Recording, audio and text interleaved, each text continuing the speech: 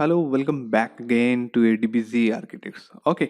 और ये जो आप रेसिडेंस देख रहे हैं इसका फ्रंट है 35 फीट और जो इसकी डेप्थ है वो है 52 फीट। तो 35 बाई 52 का ये प्लॉट है।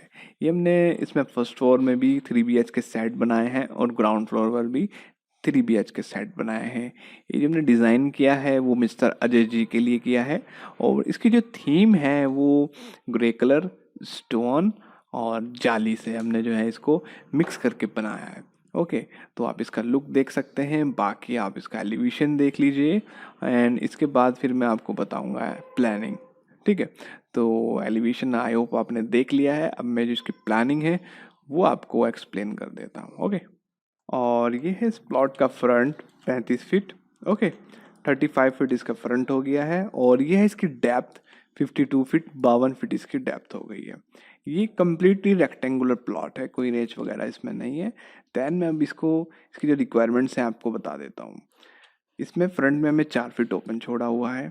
एक पोर्च आएगा, एक ड्राइंग रूम, एक किचन, किचन के साथ एक किचन स्टोर, ठीक है, एक किड्स रूम और एक लॉबी एरिया और पीछे 2 बेडरूम और दोनों बेडरूम में से एक के साथ अटैच ड्रेसिंग प्लस टॉयलेट और दूसरे के साथ सिर्फ टॉयलेट। ओके।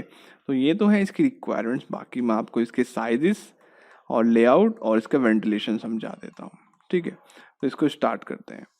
सबसे पहले बात करेंगे इसके एंट्रेंस की। जो इसका एंट्रेंस है वो राइट साइड से है। ओके। एंट्रेंस से आपको मिल जाता है पोर्च।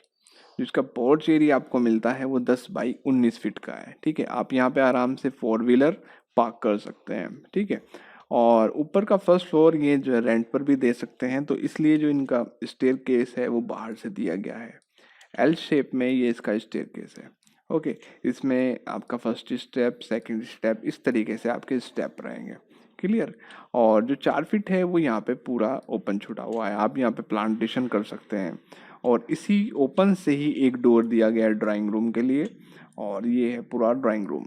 इस ड्राइंग रूम में फ्रंट वाली वॉल पर, लेफ्ट वॉल पर एंड बैक वॉल पर आप सोफा का अरेंजमेंट कर सकते हैं and this will be your centre table.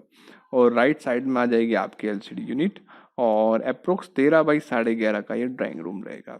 अब जो ड्राइंग रूम में आपके गेस्ट आते हैं, सपोज आपको उन्हें लॉबी में ले जाना है, तो एक डोर ये दिया गया है। ठीक है। और इसके बाद जो हमारा मेन डोर रहेगा एंट्रेंस के लिए वो यहाँ पर से रहेगा। यहाँ से आपको मेन एंट्रेंस मिलेगा लॉबी में। मैं आपको लॉबी बता देता हूँ, ये हमारी लॉबी रहेगी टोटल। ठीक है। इस लॉबी का जो साइज़ है वो 23 बाई 16 फीट है। आप यहाँ पे जो है इस कॉर्नर में सोफ़ा का अरेंजमेंट कर सकते हैं। बाकी आप यहाँ पे डाइनिंग टेबल आराम से लगा सकते हैं। ठीक है। तो मीडियम साइज़ की लॉबी है, इसमें आपको कोई दिक्कत नहीं होगी। इसी में ईशान कोण में हमने जो है पूजा का स्पेस दिया है 4 बाई 4 फीट। आप इसे चाहें तो इंक्रीज या डिक्रीज कर सकते हैं। डिक्रीज तो नहीं होगा बट आप इसे इंक्रीज भी कर सकते हैं। ओके। आप इसका जो है फेस भी बदल सकते हैं दिस साइड को। तो लॉबी से जो आपका नेक्स्ट डोर है वो है किचन के लिए। किचन का जो साइज़ है वो 10 बाई 11.5 फीट है ये। ओके। इसमें फ्रंट वॉल पर एंड लेफ्ट वॉल पर आपकी किचन का स्लैब आएगा। इसका ओरिएंटेशन आप देखें तो यहाँ पे रेफ्रिजरेटर लगा सकते हैं आप। ठीक है। यहाँ पे आप हुड लगा सकते हैं विद चिमनी और इस साइड में आप सिंक भी लगा सकते हैं। ओके। देन किचन के साथ हमने स्टोर कनेक्ट किया है, आप इसे यूटिलिटी में भी कन्वर्ट कर सकते हैं। जो आपके किचन में स्टोरेज है वो आप इसमें ऐड कर सकते हैं। 6 बाई 4.5 फीट का ये किचन स्टोर रहेगा। और क्योंकि एक रिक्वायरमेंट हमें किड्स रूम की भी थी इसमें, तो एक डोर ये दिया है किड्स रूम के लिए। और this is our kids room. 10 by 10.5 feet का एक किड्स रूम रहेगा। इसमें ओरिएंटेशन कुछ इस तरीके से, आप बेड लगा सकते हैं यहाँ पे, एलसीडी लगाना चाहें तो लगा सकते हैं और यहाँ पे आपकी कंप्यूटर टेबल आ जाएगी। ठीक है। और दिस साइड आपकी जो है वार्डरोब आ जाएगी स्टोरेज के लिए। तो ये किड्स रूम का लेआउट हो जाएगा। दैन उसके बाद बचते हैं हमारे बेडरूम्स। और this will be our first bedroom, master bedroom. और मास्टर बेडरूम का जो साइज़ है वो 16.5 बाई 11.5 फीट है। क्लियर।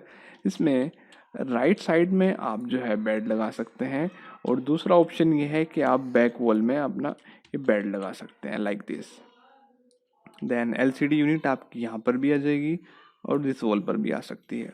अगर आपको ज़्यादा प्राइवेसी लेनी है तो आप बेड इस वॉल पर लगाएं, कम प्राइवेसी लेनी है तो आप यहाँ पर भी बेड लगा सकते हैं। क्लियर। इससे हमने एक डोर और दिया है ये ड्रेसिंग के लिए। इसमें 4x5 फीट की आपको ड्रेसिंग मिलती है और इसी से अटैच है एक और door for attach toilet. 6x5 feet की आपको मिलती है इसमें टॉयलेट। क्लियर। तो ये वाला मास्टर बेडरूम यहाँ पे कंप्लीट हो जाता है। इसमें एक चीज़ और है कि एक डोर हमने ये दिया है पीछे ओपन में जाने के लिए। ये जो ओपन एरिया है ये वॉशिंग एरिया में भी कन्वर्ट होगा। आप इसे 12x5 फीट का कह सकते हैं। ठीक है। देन ये हमारा बेडरूम नंबर 3 है। यहाँ से हम डोर लेंगे और दिस इज़ आवर बेडरूम। इस बेडरूम का साइज़ भी सेम है, 16.5x11.5 फीट है। लेफ्ट वाली वॉल पर आप बेड लगा सकते हैं, राइट वाली वॉल पर आप एलसीडी यूनिट लगा सकते हैं। सेम इसमें आप ऐसे भी कर सकते हैं कि बैक वॉल पर आपका बेड आ जाए और फ्रंट वॉल पर आपकी एलसीडी यूनिट। ठीक है। इसमें भी क्योंकि हमें अटैच करनी है टॉयलेट तो एक डोर ये दिया है और ये रहेगी हमारी टॉयलेट। 10x5 फीट की ये टॉयलेट रहेगी।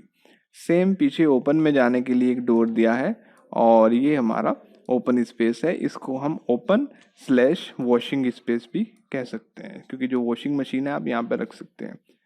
तो ये मैंने आपको इसके सारे साइजेस और फर्नीचर लेआउट बता दिया है। अब जो इसका वेंटिलेशन है वो मैं आपको समझा देता हूँ कि कहाँ कहाँ पर इसमें वेंटिलेशन प्रॉपरली हो रहा है, कहाँ पर नहीं हो रहा है। सबसे पहले बात करेंगे हम ड्राइंग रूम की। ड्राइंग रूम क्योंकि फ्रंट पर ये है तो फ्रंट पर हम ये विंडो लेंगे और इसका वेंटिलेशन फ्रंट से इजीली हो जाएगा।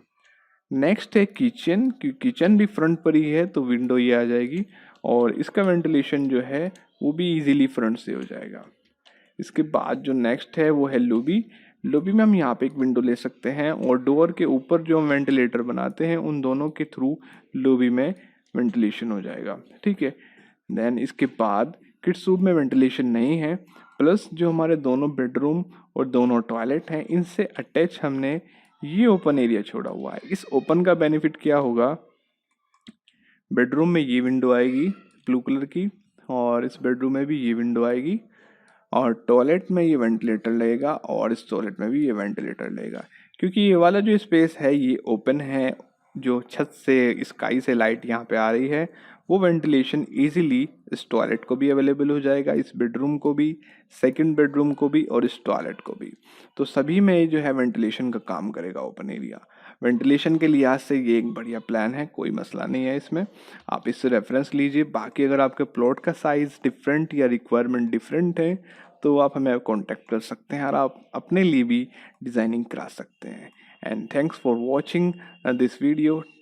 एंड आपकी जो भी रिक्वायरमेंट्स हैं वो मैं व्हाट्सअप भी कर सकते हैं। And thanks, bye bye.